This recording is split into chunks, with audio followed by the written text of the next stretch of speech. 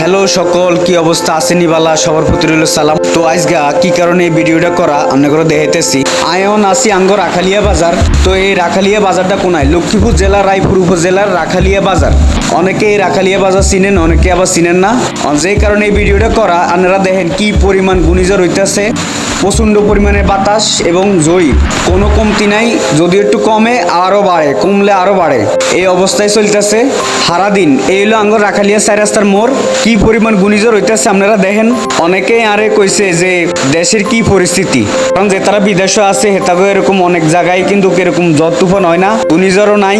হেতারা মোবাইলে কথা কইতে পারতেছে না, খুবই আফসোস করতেছে এবং টেনশন করতেছে। দেশের কি পরিস্থিতি, কি ঘরবাড়ি উড়ে লয়ে গেল কি না, মানুষের কি অবস্থা, যোগাযোগ বিচ্ছিন্ন, মোবাইলে নেটওয়ার্ক নাই, মোবাইলে চার্জ নাই, চার্জ যদি না থাকে নেটওয়ার্ক নাই। জানি না কবে কারেন্ট আইয়ে, কিন্তু যে তারা প্রবাসে আছে কিংবা কাজে কর্মে বাইরে আছে তারা ফোনে যোগাযোগ করতে পারতেছে না, খুবই টেনশন করতেছে। আরো অনেকেই কইছে। তো যাই হোক, কি আর করার। আয় তো দেখতেছি আঙ্গ লক্ষ্মীপুর জেলায় এরকম জয়ী, কোন কোন জেলায় জয়ী হয় কই দিয়েন, আর কোন কোন দেশে জয়ী হয় না কই দিয়েন।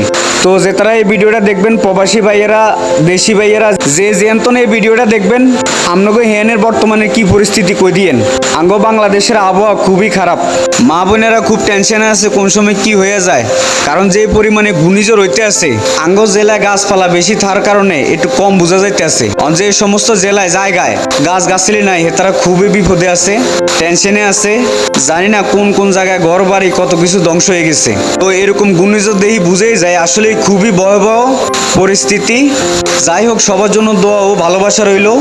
তো এই ঝড় তুফান কবে শেষ হয় জানি না, কারেন্টও কবে এটাও জানি না, কারণ আমরা পরিস্থিতির শিকার হয়ে গেছি।